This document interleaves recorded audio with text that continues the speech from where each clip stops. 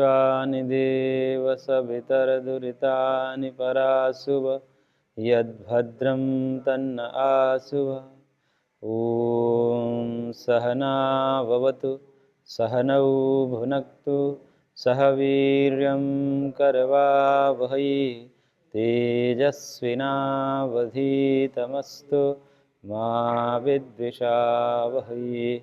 ॐ कृष्णाय वासुदेवाय हरये परमात्मने प्रणतः क्लेशनाशाय गोविन्दाय नमो नमः। ओम श्री परमात्मने नमः।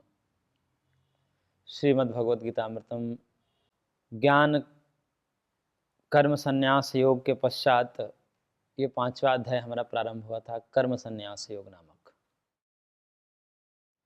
कर्म संन्यास योग और ज्ञान कर्म संन्यास योग दोनों नाम थोड़े से समानता रखते हैं, बस ज्ञान का अंतर है कि चतुर्थ अध्याय जो था वह ज्ञान कर्म संन्यास योग था और यहाँ पर कर्म संन्यास योग है। तो ज्ञान कर्म संन्यास योग का तात्पर्य हमने बता दिया था कि ज्ञान के द्वारा कर्म का संन्यास करना है, यानी कि कर्म का त्याग कर्म का स्वरूपतः त्याग नहीं होता, अभी तो ज्ञान के द्वारा जैसे सारे कर्म ज्ञान रूपी अग्नि में दग्धबीज हो जाते हैं, जो भगवान ने कहा ज्ञानाग्नि सर्वकर्माणि भस्मसात् कुरुते तथा। तो ज्ञान ही एक ऐसा तत्व है जो कर्म में जो बंधत्व है उसको, कर्म के बंधत्व को नष्ट कर देता है। अब ज्ञान के द्वारा जब कर्म नष्ट हो जाता है तो उस समय जो स्थिति बनती है कर्मयोगी की, वह स्थिति होती है जीवन मुक्त अवस्था, उसको कहते हैं जीवन मुक्त अवस्था। उस समय वो सब कर्म करता है लेकिन वो कर्म आगे बंधन का कारण नहीं बनते हैं, इसलिए मानव कुछ कर्म नहीं कर रहा है, इसलिए इस अध्याय का नाम कर्म संन्यास योग है। क्योंकि कर्म का संन्यास कर चुका है, स्वरूपतः संन्यास नहीं किया, ज्ञान प्राप्त हो चुका है, ज्ञान प्राप्त होने के पश्चात जीवन मुक्त हो गया है। अब जीवन मुक्त के काल में कर्म तो कर रहा है परंतु वो कर्म न करने के बराबर है, क्योंकि आगे वो बंधन में नहीं डालेगा वो कर्म, इसलिए मानव कर्म का संन्यास कर चुका है, वास्तविक रूप से कर्म का संन्यास कर चुका है जीवन मुक्त अवस्था में। तो उन्हीं जीवन मुक्त अवस्था में योगी की कैसी स्थिति होती है, ये सब वर्णन चल रहा था।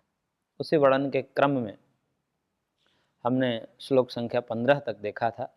नादत्ते कश्चित् पापम न चैव सुकृतं विभुः अज्ञानेन आवृतं ज्ञानं तेन मुह्यन्ति जन्तवः, कि आत्मा जो है वह किसी के पाप कर्म को करता है, कराता है, ऐसा नहीं है, अभी तो ये सब करते पने का आभास भान जीव को अज्ञान के कारण होता है।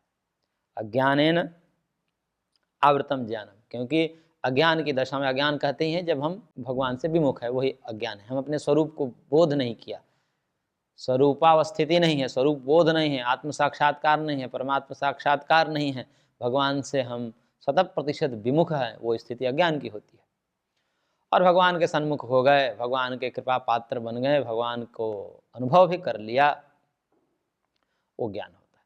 लेकिन वह अज्ञान के द्वारा ज्ञान आवृत रहता है, और जब ज्ञान आवृत रहता है उस समय आत्मा को, यानी कि कर्ता को ये आभास होने लगता है कि मैं ही कर्म कर रहा हूँ, मैं ही पुण्यात्मा हूँ, मैं ही पापात्मा हूँ, मैं इसको मार रहा हूँ या मैं मरने वाला हूँ। इस प्रकार का जो भान है वो अज्ञान के कारण है, आत्मा अवस्थिति न होने के कारण है, स्वरूप का बोध न होने के कारण है। अब आगे बढ़ते हुए भगवान कह रहे हैं कि जब अज्ञान से ज्ञान आवृत रहता है उस समय तो स्थिति अलग होती है, मोह की स्थिति होती है, और जब ज्ञान हो जाता है उस समय स्थिति कैसी होती है, तो उसके लिए श्लोक संख्या 16 से आगे कह रहे हैं। ज्ञानेन तु तदज्ञानम येषां नाशितमात्मनः तेषाम् आदित्यवज्ञानम प्रकाशयति तत्परम। भगवान कह रहे हैं कि परंतु येषां तत् अज्ञानम आत्मनः ज्ञानेन नाशितम, परंतु जब वह अज्ञान है जो ज्ञान को आवृत कर दे रहा था, ढक दे रहा था, उस ढकने के कारण जीव को मोह हो रहा था कि मैं पुण्य कर रहा हूँ, मैं पाप कर रहा हूँ, इस प्रकार से, तो वो अज्ञान जो है आत्मनः ज्ञानेन नाशितम, जब आत्मा के ज्ञान से नष्ट हो जाता है, आत्मज्ञान से, आत्मज्ञान कहिए परमात्मा ज्ञान कहिए सभी की ही बात है, तो उस आत्मज्ञान यानी कि परमात्म ज्ञान, ब्रह्म साक्षात्कार, उसी को ज्ञान कहते हैं। यानी कि ब्रह्म ज्ञान के द्वारा, आत्मज्ञान के द्वारा जब वो अज्ञान नष्ट हो जाता है, नाशितम तेषाम ज्ञानम आदित्यवत तत्परम प्रकाशयति, उसका जो ज्ञान है आदित्य के समान हो जाता है, क्योंकि ज्ञान की उपमा दी जाती है प्रकाश के समान। जैसे प्रकाश, घनघोर अंधेरी रात रहती है, जैसे ही प्रकाश आता है उस घनघोर अंधेरी रात में सारे वस्तुओं का स्वरूप रूप ढक जाता है, कोई वस्तु प्रकाशित नहीं होती, दिखती नहीं है, सब अंधेरे में काला काला दिखता है। सब वस्तुएं रहती हैं परंतु कौन वस्तु कहाँ रही है, किस रंग की है, किस रूप की है, ये सब अंधकार में ढका हुआ है। परंतु जैसे ही प्रकाश आता है, सूर्योदय होता है, तो सारा स्पष्ट हो जाता है, कौन सी वस्तु कहाँ रखी गई है, किस रंग रूप की है, सब स्पष्ट हो जाता है। ऐसे ही जब तक अज्ञान रहता है तब तक जीव के अपने स्वरूप का भान नहीं होता, वो ढका रहता है। मैं कौन हूँ, मैं करता हूँ या करता हूँ, मैं पापी हूँ या पुण्यात्मा हूँ, मैं कामी हूँ, क्रोधी हूँ, लोभी हूँ, इत्यादि रूप में उसका वास्तविक स्वरूप ढक जाता है। लेकिन जैसे ही आत्मबोध होता है, आत्म साक्षात्कार होता है, तब उसका ज्ञान ऐसे होता है कि तत्परम प्रकाश है, आदित्यवत सूर्य के समान उसका ज्ञान समस्त सत्यों को उद्घाटित करने वाला हो जाता है, प्रकाशित। वो परम क्या है, तत्परम प्रकाशयति, परम यहाँ पर भगवान है, यानी कि वो भगवान के स्वरूप को प्रकाशित कर देता है। अब वह आत्मज्ञान ब्रह्म ज्ञान से संपन्न हो जाता है। अब उस समय उसके लिए कहा जाता है कि कुछ भी चीजें अब उसके लिए अज्ञेय नहीं होता है, जानने योग्य नहीं होता है, सब कुछ उसको पता हो गया, क्योंकि ब्रह्म ज्ञान सबसे बड़ा ज्ञान है, आत्मज्ञान सबसे बड़ा ज्ञान है। आत्मज्ञान जिसको हो गया, आपको जानने की आवश्यकता ही नहीं, जीवन मरण के बंधन से छूट जाना, अब क्या चाहिए उसको, कुछ नहीं चाहिए, संतुष्ट हो जाता है, उसका ज्ञान अनंत को प्राप्त हो जाता है और प्रकाशित हो जाता है। उस समय सत्य जो है प्रकाशित हो जाता है, धर्म प्रकाशित हो जाता है, ब्रह्म प्रकाशित हो जाता है। तो ये ज्ञान की महिमा है। और उस स्थिति को और आगे कहते हुए कह रहे हैं भगवान, तद्बुद्धयस्तदात्मानः तन्निष्ठास्तत्परायणाः गच्छन्त्य पुनरावृत्तिं ज्ञान निर्धूत कल्मषाः। कह रहे भगवान कि तदात्मनः तद्बुद्धयः तन्निष्ठाः तत्परायणाः, ये कई विशेषण दिए हैं। तदात्मानः, तदात्मानः क्या है, तो इसके लिए आचार्य शंकर ने इसको खोलते हुए कहा कि तस्मिन् गता बुद्धि येषां ते तद्बुद्धयः, तद्बुद्धयः तदात्मानः, और तदात्मानः के लिए कहा तद एव परम ब्रह्म आत्मा येषां ते तदात्मानः। दोनों को खोल दिया, पहले तदात्मानः को खोल दे रहे हैं। तो कह रहा कि तद एव परम ब्रह्म आत्मा येषां, वो पर ब्रह्म ही आत्मा जिसका है, यानी कि कहते हैं ना कि ये मेरी आत्मा है, मम आत्मा देवदत्तः, देवदत्त किसी के पुत्र का नाम है, तो उसका पिता कहता है कि ये देवदत्त मेरी आत्मा है, मैं इसके बिना नहीं रह सकता। तो ऐसे ही तदात्मानः, कि जो तदात्मानः है, ये कर्मयोगी के लिए विशेषण है। तो जो तदात्मानः है, तदात्मानः कौन है, जिन्होंने परब्रह्म परमेश्वर को ही अपना आत्मा मान लिया है कि मैं उनके बिना नहीं रह सकता, यही मेरी आत्मा है, भगवान ही मेरे अपने हैं। इस प्रकार से मानो उनकी परब्रह्म परमेश्वर ही आत्मा स्वरूप हैं, उनको कहते हैं तदात्मानः।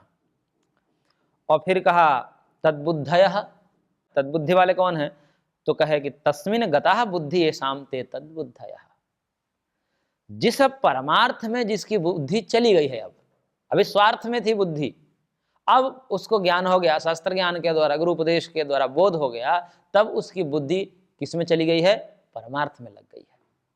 स्वार्थ में चल रही थी, अब परमार्थ में लग गई है, तो इसी को कहते हैं तद्बुद्धयः। यानी कि ऐसे ही योगी जिनकी बुद्धि अब परमार्थ में चल गई है, स्वार्थ से हट करके परमार्थ में चल गई है, जगत की सेवा में चली गई है, उसका पूरा जीवन जगत की सेवा के लिए हो गया है, ऐसे तद्बुद्धि वाले योगी। और फिर कहा तन्निष्ठा, ये तन्निष्ठा कौन है, तन्निष्ठ, उसको खोलते हुए कहा आचार्य शंकर ने कि निष्ठा अभिनिवेश, निष्ठा का मतलब अभिनिवेश, मन को लगा देना, उसमें अभिनिवेश कर देना। अर्थात सर्वाणि कर्माणि संन्यस्य ब्रह्मणि एव अवस्थानम येषां ते तन्निष्ठाः। यानी कि सारे कर्म का संन्यास करके ब्रह्म में ही जिनका अवस्थान हो गया है। सारे कर्म का संन्यास मतलब कर्म फल का संन्यास, कर्मासक्ति का संन्यास, फलासक्ति का संन्यास, और करके और सब कहाँ कर दिए? भगवान में ही जो अवस्थित हो गए। सब कर्मों के आसक्ति का त्याग करके जो कहाँ हो गए? भगवान में ही जिनकी बुद्धि निष्ठ हो गई है, भगवान में ही जो अवस्थित हो गए हैं, मानो ब्रह्मनिष्ठ हो गए हैं, वही तन्निष्ठ है, जो ब्रह्मनिष्ठ हो गए। हमेशा उनकी बुद्धि भगवान में रमण करती है, भगवान को ही सुनती है, भगवान को ही देखती है, भगवान को ही बोलती है उनकी वाणी। तो ऐसी स्थिति को कहते हैं तन्निष्ठा, ब्रह्मनिष्ठ हो गए हैं, भगवान को ही सुनना चाहते हैं, भगवान को ही देखना चाहते हैं, भगवान को ही छूना चाहते हैं, सब कुछ भगवत भाव से जिनका कर्म हो रहा है, ऐसे योगी को तन्निष्ठ कहा। और फिर कहा तत्परायणः। तत्परायण कौन है? तो कहा कि तच्च एव परम अयनम परागति येषां भवति ते तत्परायणः। यानी कि जिसका वो परम अयन, अयन का मतलब होता है आश्रय, गति, जिसका परम गति परमेश्वर है, भगवान के अतिरिक्त उसका कोई गति ही नहीं, कोई आधार ही नहीं है। मैं कहाँ टिकूं, मैं कहाँ जाऊं, किससे कहूं, क्या कहूं? मेरा जो दुख है, मेरी जो मांग है, वो कौन पूर्ति करेगा? किसी जीव में तो सामर्थ्य नहीं है। मैं सदा सर्वदा सुखी रहूं, मैं कभी दुख में न रहूं, भवसागर से मैं पार चला जाऊं, ये किसके सामने कहे? जीव के सामने कहें तो जीव इसमें समर्थ नहीं है कि उसको जो है मृत्यु के चंगुल से छुड़ा दे। कोई भी सांसारिक संबंध, कोई भी सांसारिक व्यक्ति ऐसा नहीं है कि जो उसके ये जो बंधन है, मृत्यु है, बुढ़ापा है, इससे रहित कर दे, ऐसा नहीं। फिर वो कहाँ जाए, किसके पास जाए? तब उसको ज्ञान होता है कि एकमात्र भगवान ही हैं हमारे परम गति, हमारे परम आश्रय वही हैं। तो इस प्रकार से जिनकी बुद्धि दृढ़ हो गई है कि मेरा परम आश्रय, मेरे परम गति परमात्मा से है, तो परम अयनम यानी कि पराह गति येषां भवति, जिनका श्रेष्ठ गति, उत्कृष्ट गति, उत्कृष्ट आधार भगवान ही है, वे व्यक्ति कौन है? उनको कहते हैं तत्परायण हो गए हैं। तत्परायणः यानी कि केवलात्मरतयः इत्यर्थः, केवल आत्मा में रति करने वाले, आत्मा में रमण करने वाले, और कुछ देखना नहीं चाहते। जो जगत को भी देखते हैं तो भगवत भाव से देखते हैं, सब में ब्रह्म देखते हैं, सबको ब्रह्म रूप में देखते हैं, सब जगत को ब्रह्ममय देखते हैं। इस प्रकार से जिनका आधार, हर एक का आधार, उनके बिना जी नहीं पाएंगे, ऐसे जो हैं व्यक्ति, उसको कहते हैं तत्परायण। ये सारे विशेषण हैं योगी के लिए।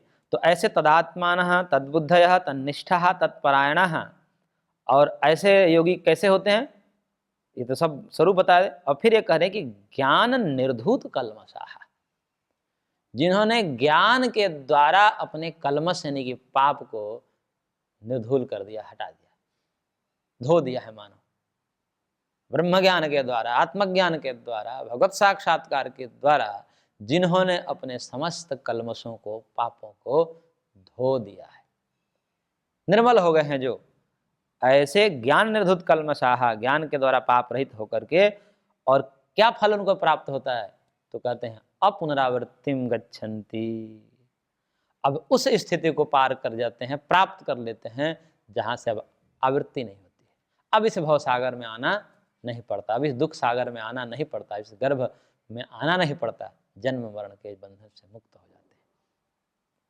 तो इस प्रकार से तदात्मान होकर के, तदद्बुद्धय होकर, तन्निष्ठ होकर के, तत्परायण होकर के, और ज्ञान से जिन्होंने अपने सारे पाप को धो लिए हैं, ऐसे कर्मयोगी फिर अब इस भव सागर में नहीं आते।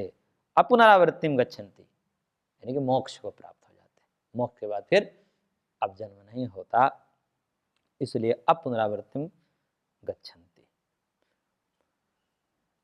और उस समय ये तो परम फल है, पारमार्थिक फल है कि अब अंतिम देह तो होगा, एक बार मृत्यु होगी अब उसकी, क्योंकि ये देह है तो ये छोड़ना पड़ेगा, पर उसके बाद अब मृत्यु नहीं होगी। क्यों? क्योंकि जन्म ही नहीं होगा, आगे अब जन्म नहीं होगा, तो इसलिए उसकी मृत्यु नहीं होगी। इसलिए कहते हैं कि अब मृत्यु से वो पार चला गया, अब वो मरेगा नहीं, क्योंकि जन्म ही नहीं होगा तो मरेगा कैसे। तो ये तो पारमार्थिक फल है, अंतिम फल के रूप में भगवान ने कहा। लौकिक फल भी इसका होता है कि ऐसे जो कर्मयोगी हैं उसको देख करके कैसे पता चलेगा कि ये जीवन मुक्त है। इन्होंने प्राप्त कर लिया तत्व ज्ञान को, ये अनुभव कर लिया है उस सत्य को, वो कैसे पता चलेगा कि सिद्ध कर्मयोगी है।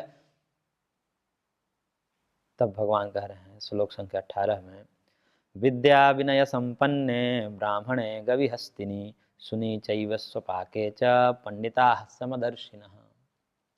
भगवान कह रहे हैं कि उस समय जो जीवन मुक्त कर्मयोगी है उसकी स्थिति ऐसी होती है कि पंडिता विद्या विनय संपन्न, विद्या और विनय दोनों से संपन्न हो जाने पर, कि कोई ज्ञानी जन है, ब्राह्मण किसी व्यक्ति है और ब्राह्मण कैसा है, विद्या और विनय दोनों से युक्त है। कई बार ऐसा होता है कि विद्या तो बहुत है परंतु विनय नहीं है। विद्या का फल ही विनय है, क्योंकि विद्या ददाति विनयम। जिसमें विनय नहीं है और खूब शास्त्र पढ़ा हुआ है और खूब प्रमाण दे रहा है इधर के शास्त्र का उधर के सामने, लोग तो उससे आश्चर्यचकित हैं कि क्या बात है भाई, क्या पढ़ा है इस व्यक्ति ने।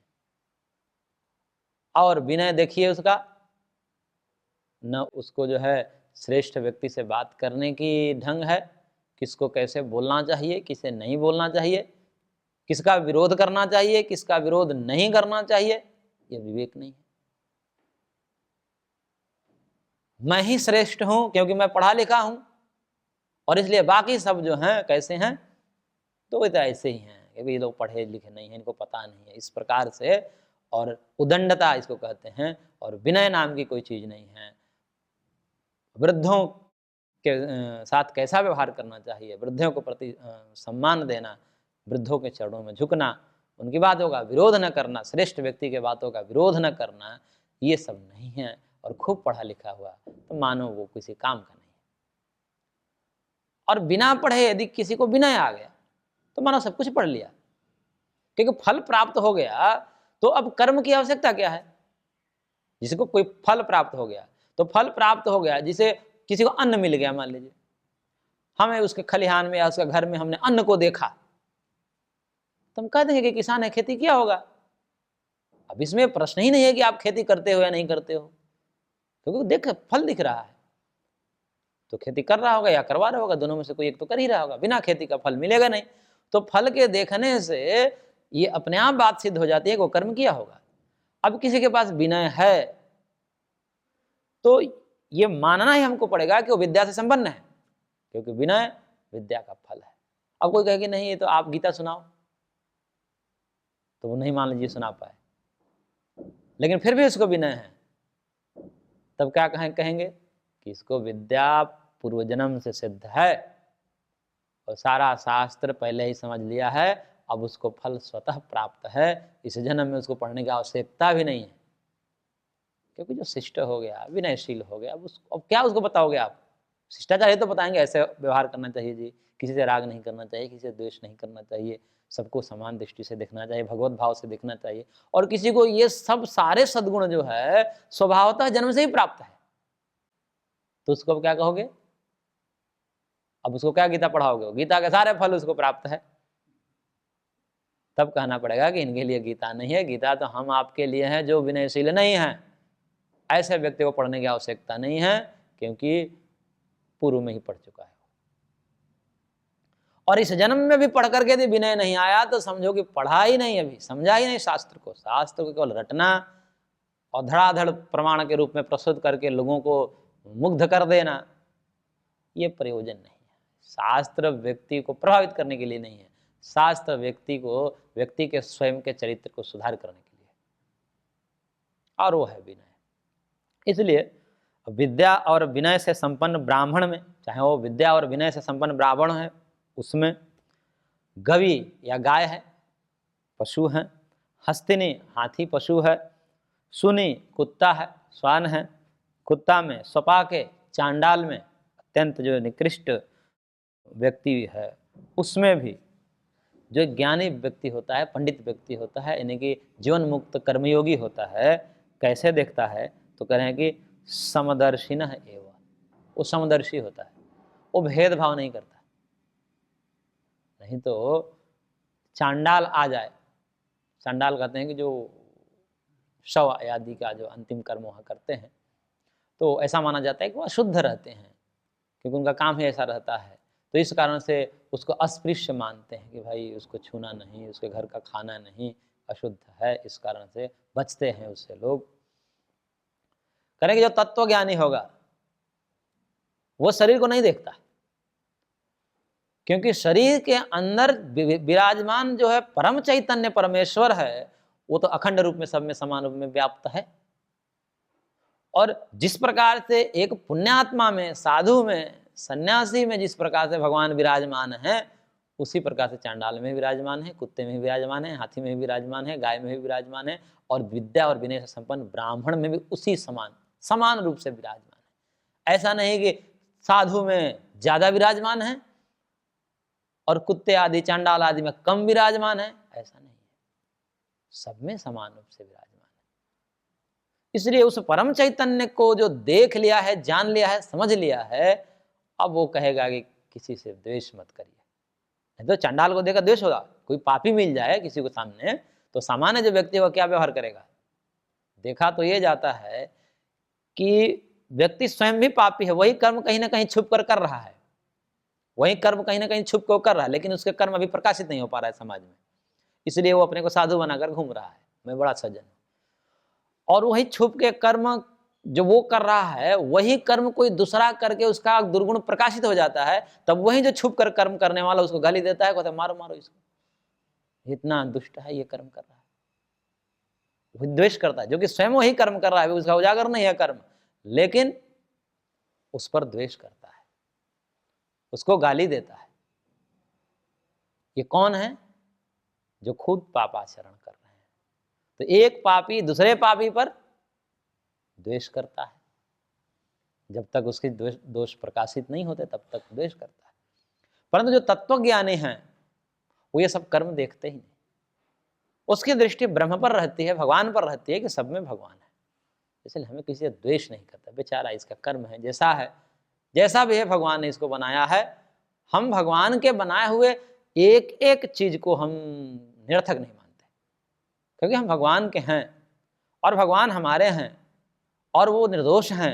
यदि हम भगवान को निर्दोष मानते हैं, भगवान को सर्वशक्तिमान मानते हैं, भगवान को बुद्धिमान मानते हैं कि उनके जैसा बुद्धि किसी का नहीं है, क्योंकि समस्त बुद्धियों की उत्पत्ति ही उनसे होती है, समस्त बुद्धिमानों के गुरुओं के भी गुरु वही है। सयेश पूर्वेशाम अपि गुरु कालेन अनवच्छेदात्, वो ब्रह्मा के भी गुरु हैं, वो गुरुओं के भी गुरु हैं। तो इस प्रकार हम जब मानते हैं उनके, तो उनके एक एक बनाई हुई चीज में हम दोष कैसे देख सकते हैं? चांडाल को भी उन्होंने बनाया है, कुत्ते को भी उन्होंने बनाया है, इसलिए द्वेष नहीं होता। सबको समदर्शी समभाव में देखता है, अंदर से कोई द्वेष नहीं होगा उसको, कोई द्वेष नहीं करेगा, कोई क्रोध नहीं करेगा। तो ऐसे उसके लोक व्यवहार होंगे। तो ये जो है दृष्ट फल है, ऐसे देख करके जिसको किसी का द्वेष नहीं है, चाहे वो लूला है, लंगड़ा है, अंधा है, बधिर है, मूक है, चांडाल है, ब्राह्मण है, क्षत्रिय है, वैश्य है, शूद्र है, कोई भी हो, जीव मात्र के प्रति समदृष्टि रखने वाला होता। तो ये जो है जीवन मुक्त व्यक्ति के लक्षण है। जीवन मुक्त कर्मयोगी हैं, वो किसी से द्वेष नहीं करते। और ऐसे करते हुए उनकी स्थिति क्यों ऐसे हुई है, उसके लिए कह रहे हैं भगवान, इहैव तैर्जितः सर्गो येषां साम्ये स्थितं मनः निर्दोषं हि समं ब्रह्म तस्माद् ब्रह्मणि ते स्थिताः। करके येषां मन साम्य स्थितम, जिसका मन इस प्रकार से साम्य हो गया है, सम हो गया है समस्त जीवों में, प्राणी मात्र में, जिसकी बुद्धि इस प्रकार से सम हो गई है, समभाव को प्राप्त हो गई है, समता में स्थित हो गई है, क्योंकि ये समत्व ही योग है, समत्वम योग उच्यते, पहले ही भगवान ने कह दिया है। तो इस उसका मन समत्व में आ गया है, सब में समभाव को प्राप्त हो गया है, किसी में जीव में भेद नहीं देख रहा है। तैहि इह एव सर्गः जितः, उसके द्वारा, उस समदर्शी योगी के द्वारा इसी जन्म में, अगला जन्म नहीं, इसी जन्म में सर्गः जितः। सर्ग का मतलब कि उसने मृत्यु पर, यानी कि जो सर्ग का है, जन्म मरण, ये जो सर्ग है, दुनिया है, संसार है, संसार हमारे लिए क्या है? जन्मना मरना, ये तो संसार है। तो उस व्यक्ति के द्वारा जो समदर्शी है, जिसका मन शांत हो चुका है, सम हो चुका है, उस व्यक्ति के द्वारा इसी जन्म में स्वर्ग पर विजय प्राप्त कर लिया जाता है, यानी कि मृत्यु पर विजय प्राप्त कर लिया जाता है, वो जीवन मुक्त हो जाता है इसी जन्म में। अगला जन्म नहीं लेना, इसी जन्म में प्राप्त कर लिया। अब बस केवल शरीर धारण किया है, लोगों को लग रहा है कि ये शरीर में है, परंतु हम आपके जैसा नहीं होता, वह उससे ऊपर उठ चुका होता है, शरीर में रहते हुए शरीर से भिन्न होता है।